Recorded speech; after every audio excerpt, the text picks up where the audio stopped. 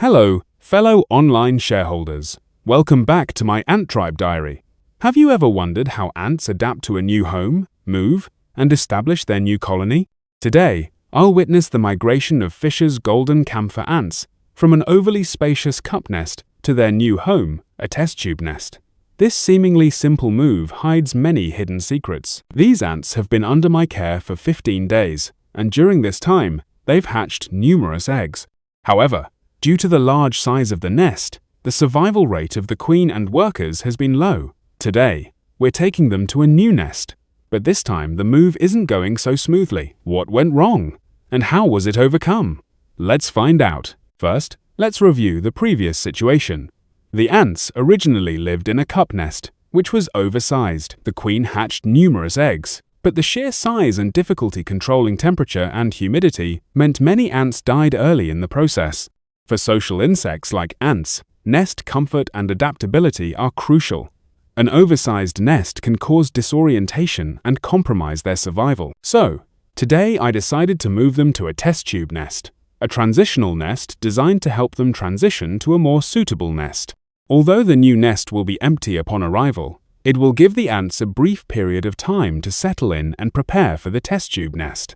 However, the move wasn't as smooth as I'd hoped. I placed the new test tube nest in a dark corner, hoping to encourage the ants to naturally enter the nest, taking advantage of their light sensitivity. Ants typically prefer dark environments, which make them feel safer in unfamiliar surroundings. To guide them, I shone a light so they could see the entrance to the test tube. However, after waiting for a long time, they still showed no signs of entering the test tube nest. They wandered outside, seemingly unsure of their new surroundings.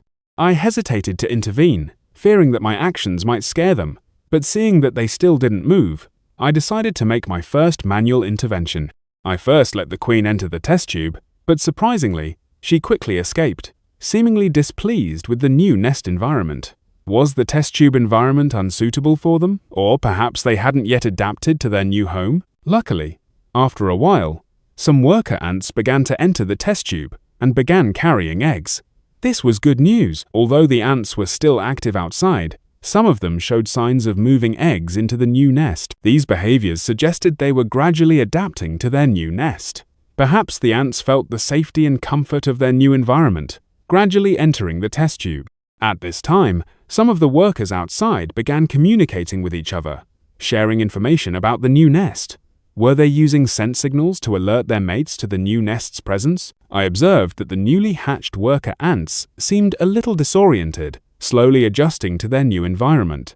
Perhaps their unfamiliarity with the new environment led to their cautious behavior. They hadn't yet fully adapted to the test tube nest and needed more time to adjust. After waiting for a while without noticeable progress, I decided to turn off the lights. I suspected the presence of light might have affected the ants' movements, as they typically dislike bright environments. My suspicion turned out to be correct. After the lights were turned off, the ants became active. The queen finally began to move, seemingly preparing to enter the test tube nest. It was an exciting moment. Next, the worker ants began to move, gradually moving to their new nest. Although the initial movement was slow, as they acclimate to their new environment, I believe they will soon settle in and begin their busy work.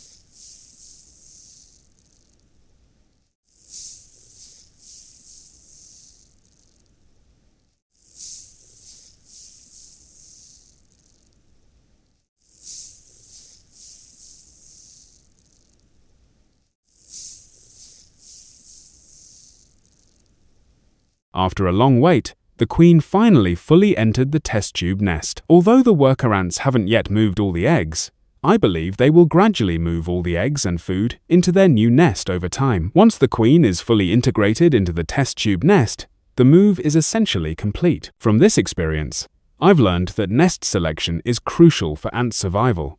The wrong choice can lead to the death of many workers, especially in an environment that is too large and unstable. Therefore, choosing the right nest is crucial. Next, I'll wait for the new test tube nest to arrive.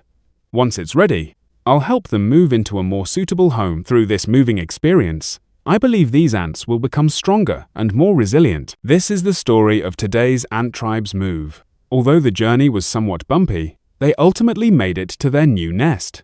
I'm deeply impressed by the ants' adaptability and perseverance.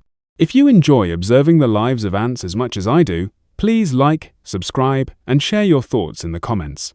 Have you had similar experiences raising ants? Or do you have any suggestions? See you in the next video.